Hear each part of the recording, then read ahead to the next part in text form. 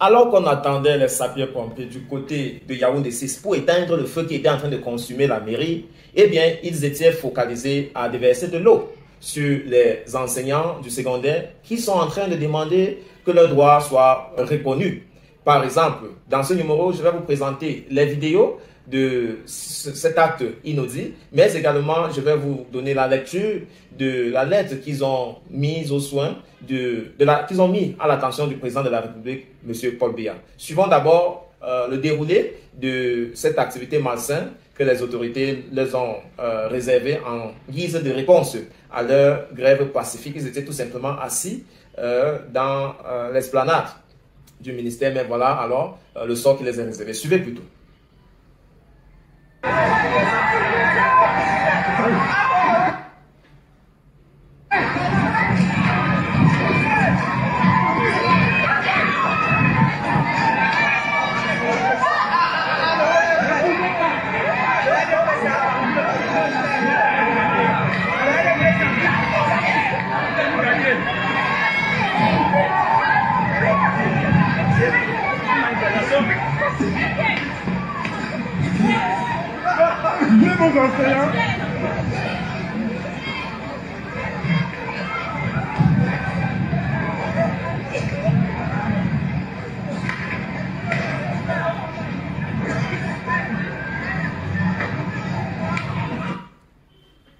Précédemment, dans le mouvement OTS, ils ont fait une lettre au président de la République et voici l'extrait de la lettre qu'ils ont fait.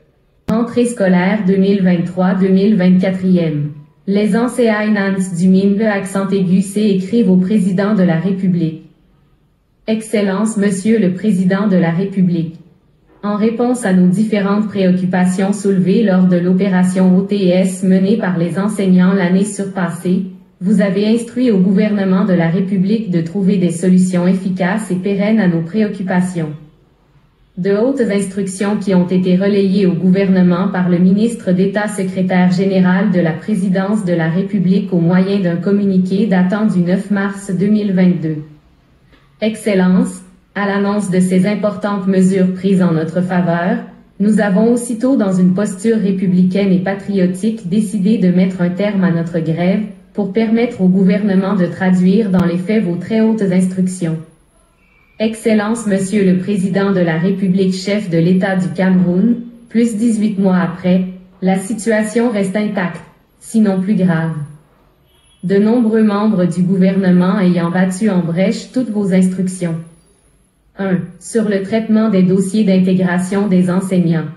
Excellence, en dehors de quelques légères avancées sur le traitement des dossiers des enseignants nouvellement sortis des écoles normales, rien de concret n'a changé au MINFOPRA dans le processus de traitement des dossiers de reclassement et d'avancement des enseignants. Au jour d'aujourd'hui, des milliers de dossiers en attente de traitement restent abandonnés dans les parapheurs de ce ministère. La plateforme d'authentification électronique des diplômes reste jusqu'à ce jour un rêve lointain. Toutes les mesures sensationnelles annoncées par le ministre Joseph Lé n'ont été qu'un leurre, suivi de dossiers par SMS, digitalisation de traitement des dossiers, etc. 2. La carrière des enseignants au MINE accent aigu C. Rien n'a fondamentalement changé au ministère des enseignements secondaires. Les mutations du personnel, les promotions et autres restent un mythe. L'hypercentralisation de la gestion des ressources humaines crée à ce jour au MINE accent aigu C une inertie indicible. C'est ainsi que plusieurs centaines d'établissements se trouvent à ce jour sans censeurs, surveillants généraux, économes, etc. Ce qui bloque au quotidien le fonctionnement des dites structures. La situation est plus préoccupante au niveau de la répartition des enseignants dans les établissements scolaires, tandis que ceux du périmètre urbain sont sous-employés. Les enseignants des zones rurales se trouvent surchargés par le travail et dans un environnement extrêmement difficile. Sur un tout autre plan, les enseignants déplorent les lenteurs au niveau du paiement des frais de participation aux examens officiels ainsi que des frais de relève, un argent qui est censé leur permettre de payer le transport en cas d'affectation ou de mise à la retraite. Parlant spécifiquement des frais de relève, ceux de l'année dernière restent impayés. Pourtant nous sommes à l'aube d'un autre vaste mouvement du personnel.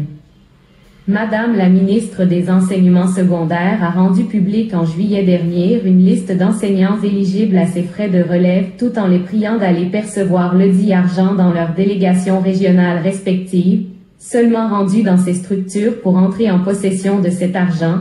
Ces pauvres enseignants ont été refoulés tels de malpropres, et jusqu'à date, aucune information officielle ne leur est donnée. 3. Au niveau de la prise en charge financière et du paiement des éléments de salaire. C'est justement à ce niveau que les enseignants ont été floués sur toute la ligne.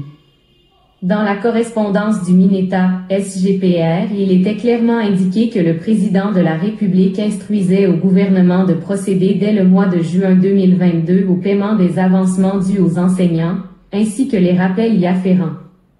Seulement, toujours dans leur logique de martyrisation de l'enseignant, les cadres du MINFI ont plutôt choisi d'introduire les éléments dans le salaire, sans rappel, en nous rassurant que tous nos rappels d'avancement nous seront payés à partir de ce mois d'août 2023.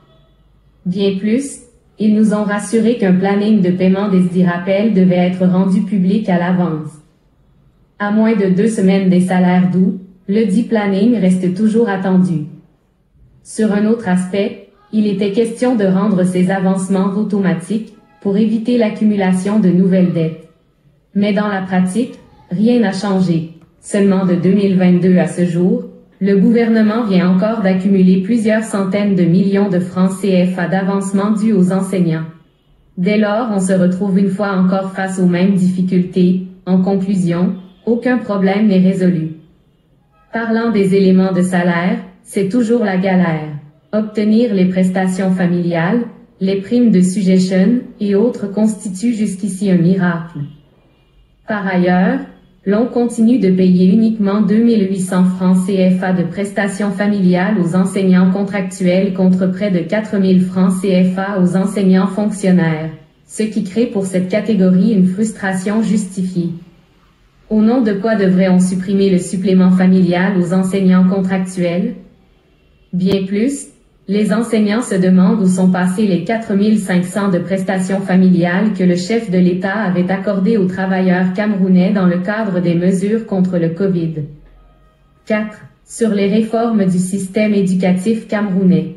Excellence Monsieur le Président de la République, toujours au rang des préoccupations soulevées par les enseignants, figurait en bonne place la tenue des États généraux de l'éducation au Cameroun.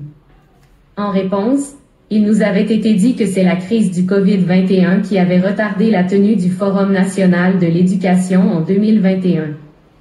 Plus de 0,2 années après, rien ne se profile à l'horizon. Pourtant, c'est au cours de ce rendez-vous crucial que devrait se discuter l'avenir de l'éducation dans notre pays. La loi d'orientation de l'éducation de 1998, bien que jusqu'ici partiellement appliquée, est désuet et inadapté à notre contexte.